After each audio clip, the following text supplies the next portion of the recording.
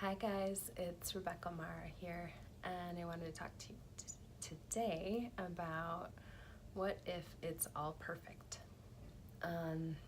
So my last client was having a difficult decision where one way or another it was going to be a death of some kind in her reality.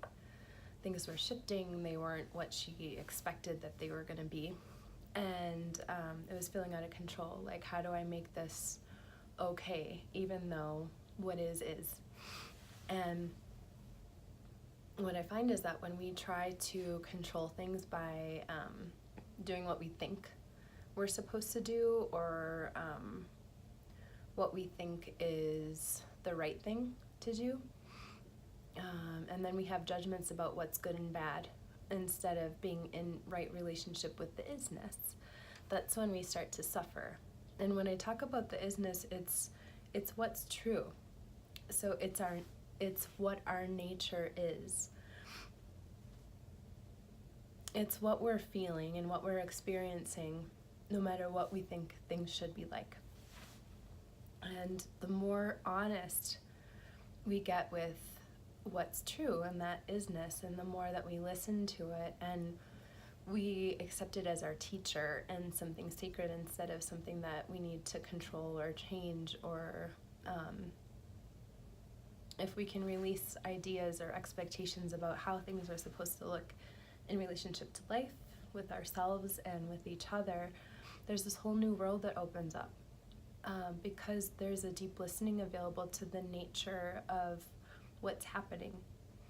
When an acorn falls, it might get planted and it might not, and that isn't a bad or good thing. It's just part of the nature. And in nature, all things are affected by sunlight, by wind, by fertility of the soil. There's a constant dynamic movement. Nature never stops. It's always breathing. There's always something, some movement there. And it's not of us to judge whether it's right or wrong. We never would with nature. It just is. Same thing with parts of ourselves that when we're in the void or this kind of unknown place, it's a gestation place where it's like you wouldn't judge a pregnant woman that's 4 months pregnant for not being ready to give birth yet. We have to honor and bow to the nature of ourselves and others in life. So one of the ways that we can really open up to that is with radical trust and deep listening to the moment and the present moment, what our experience is and what another person's experience is, without judgment. And then there's almost like a sacred quality to it when we're really intimate with what is, and we allow it, and we're curious about the unraveling there, the teaching there. That's when life can become sacred, and that's where things are perfect, because there can't be anything missing. It just is. And so then we get to follow the dynamic aliveness of everything, of the contractions and expansions, the births and deaths of what we were experiencing, or what we thought was real. There's this constant kind of magical unraveling that's available.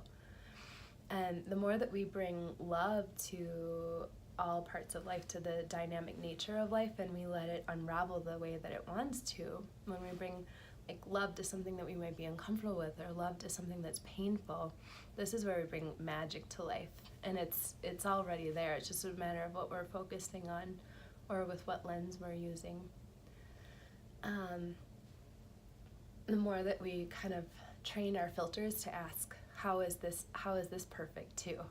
And almost with like a curiosity and a grace, and it could be amusement too, but it's like, how is this also magical? That's when we stop resisting life and we get more magical ourselves, just because we're allowing life to be magical, and we're allowing ourselves to be curious and to be like, wow, what's happening now? Then we get those kind of child's eyes. And there's another perspective too of how do you know that this difficult thing in your life or this difficult experience isn't also perfect? How do you know that this isn't a gift from grace, that this isn't divine grace offering and providing a new opportunity to love more, a new opportunity to trust more, to experience more of yourself, to invite more of the richness of life back to life? I really, really believe right now it's the most important thing to me is that every experience gets wrapped back up in love. So even if there's an uncertainty, you bring love to that. If there's something painful, you bring love to that. If there's something beautiful, bring more love to that. If we approach life that way, it's not that hard to be with things, and it might take a lot of willpower and alchemy to be able to bring love to a part that seems really scary, or a part that seems like it might not change. And that's where our grace and our alchemy and our power lies, though, isn't being able to wrap everything into that with a ribbon of love. It transforms it, it alchemizes it, and it keeps, it's a way of saying yes to everything that life is offering, because it really doesn't help us to say no. I'm not saying you can't have discussion, but there's a way that we can bring radical trust and radical listening and invite the possibility that grace is actually orchestrating all of this, even the crazy stuff that seemed like it just had where it seems like you just hit a wall. When you bring love into that, it's a totally different story. So I hope that you guys can take some of that to heart, and I'm sending presence and truth. Thank you.